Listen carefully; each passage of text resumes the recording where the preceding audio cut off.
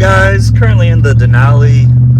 I'm about to go sell the cats I got, oh, there I am, that I got pretty recently from my buddy. I'm about to go sell those. But yeah, I got some truck stuff I'm about to do. I got new upper control arms because I have some pretty bad camber in the front, and those will hopefully fix it. So I'm going to be installing those upper control arms in the front. And then I also got airbag helpers for the back because I'm going to be towing pretty soon, so I wanted a nice, airbag helper kit. And yeah, I'm going to be installing that. I'm not really going to do an entire walkthrough. As you guys know, there's already tons of videos on YouTube about that stuff, so I'm just going to do, cool little time lapse and take you guys along with me and show, maybe any tips or tricks I got. But yeah, man, let's get it.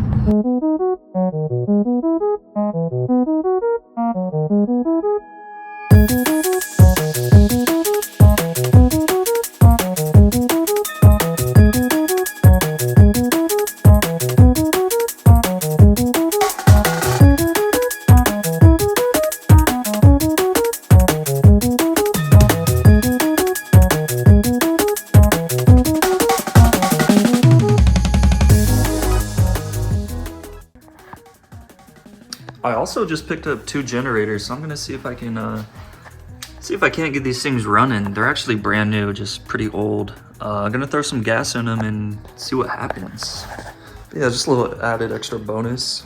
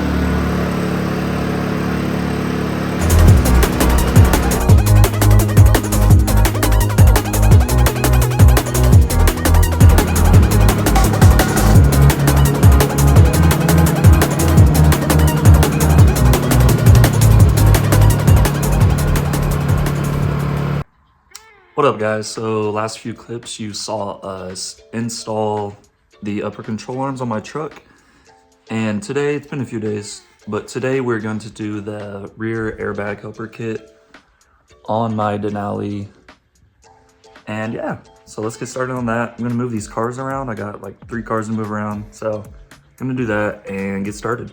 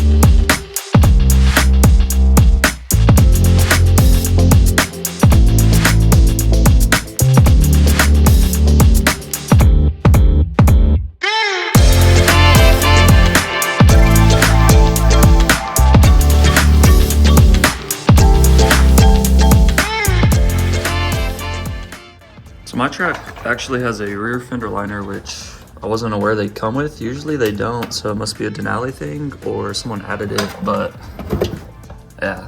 I mean, it's nice. I just had no clue, never really checked. And yeah, I'm gonna have to take this thing out real quick. You can see where the tire rubs a lot down to the metal on the bed. Yeah, Just got the liner out. I thought these things only came aftermarket, but actually has a GM stamp on it. You guys can see that. Yeah, GM. So it must be a like upper trim Denali LTZ thing, because I've had Silverados before and they never had it. It's actually really nice though. It fits perfect, and yeah, I mean, I'm gonna clean it up and clean up this area as well. It's just dirty. A little bit of surface rust, nothing bad at all though. This truck is pretty rust free. It's from Texas, so. I also wanted to plug this kit real quick and potentially save y'all some money if you're looking to do this. This kit, it's actually identical to the McGahee's kit, just like $50 or $100 cheaper, something like that. Found it on Suspension Superstore, and exact same kit, same hardware, everything. Just, you know, their in-house brand, and yeah, save yourself some money. It uses the Firestone airbag still. All the same hardware, same brackets, everything, same kit. Just, you know, you're not buying from the McGahee's brand. So real quick, and once again, I'm watching a TWA Motorsports vid on installing these. He's really good at walkthroughs and stuff.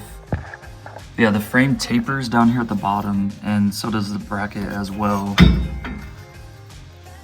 As y'all can see. You just match it up to the taper, and they are side dependent, so, or side directional. So this is actually for the other side.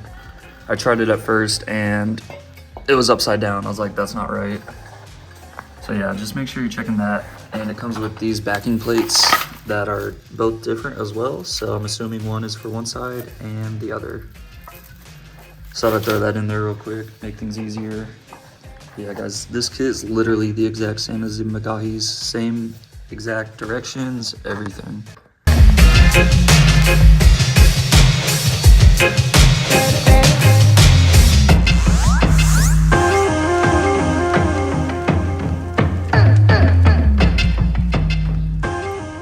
While I'm down here, I also wanted to mention I just installed brand new shocks, just some KYB gas adjust. But yeah, the ones I had on before were absolutely shot. The ride quality still isn't very good up front, but it's a lot better in the rear. I have these shock extenders too, so I can run factory sizes, which gives you more rebound and more travel distance. But yeah, I wanted to mention that. I didn't really film it because it was a huge pain in the ass, doing it on the ground and trying to line it up and everything. But yeah, getting this bracket on. Also, don't ask why I was doing it like this with the washer and the nut on the same side. It's early in the morning, so brain's not working right. But I got it fixed, doing it like this.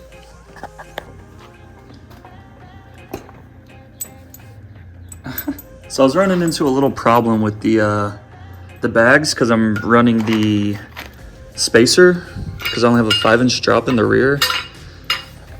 This billet spacer that I had to buy separately or just extra.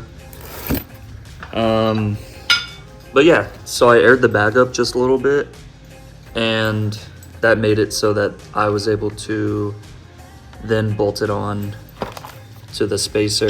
Sorry if that doesn't make sense, but because the threads weren't long enough, and this was not sticking out. See how this one is? So yeah, just air the bag up a little. If you're running these spacers and confused on what to do, then you're able to bolt it in with the longer bolts they provide.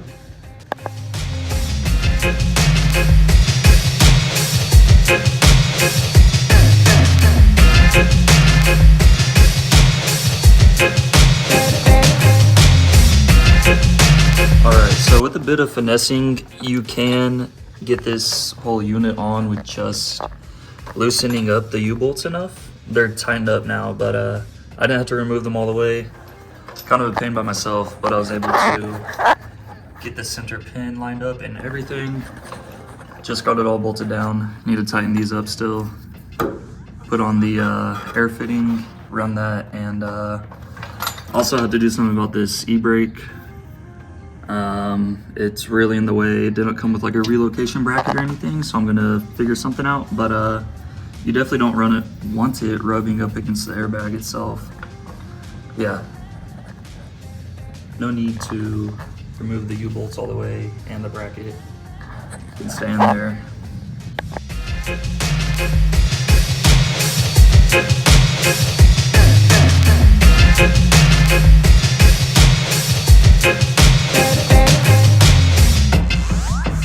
So if you have an NNBS and you're doing the passenger side, you're probably gonna have this heat shield or whatever this metal sheet is here. I just bent it back a little bit because or else you would not be able to get these nuts on the top two for the bracket. I just bent it back a little bit, but yeah, just a little pointer if you have a newer body style. Probably gonna have this bracket in the way. All right, this side literally took me just like 5 minutes to get set up after fighting with the other side for probably a couple hours. It was just figuring out, you know, what to do and where to put the bolts, etc., etc.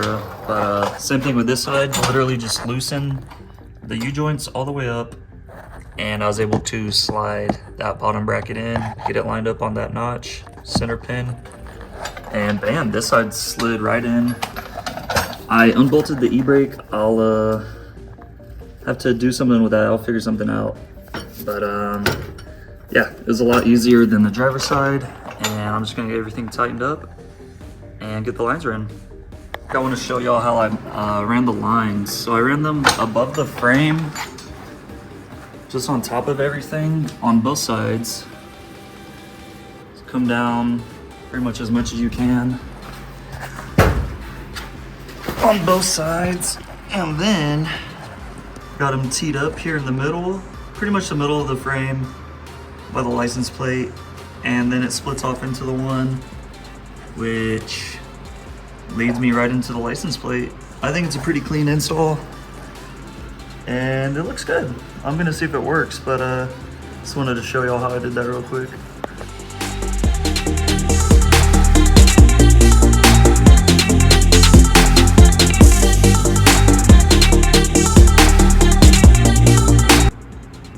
Alrighty, so got the bags working. I think I had a kinked line because at first they weren't going up or down much, and I was like, oh no, did I do something wrong? But I noticed a kink line. Fixed that as much as I could, and now it airs up and down perfectly as it should, as you guys can see.